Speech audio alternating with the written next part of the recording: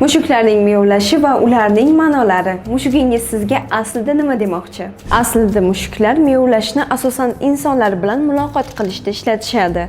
Ya'ni ular biz uchun maxsus til yaratishgan.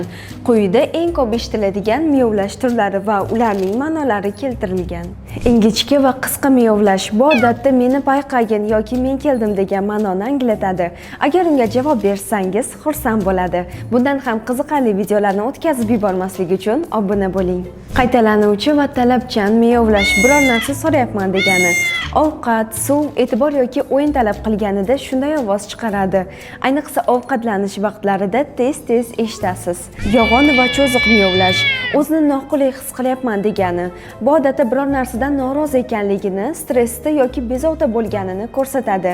Veterinar ko'rigida bu ovozni ko'p eshitishingiz mumkin. Ingichka yig'iga o'xshash miyovlash og'riyapti bo'lishi mumkin. Bunday tovushlar uning tanasida noqulaylik borligiga ishora qilishi mumkin.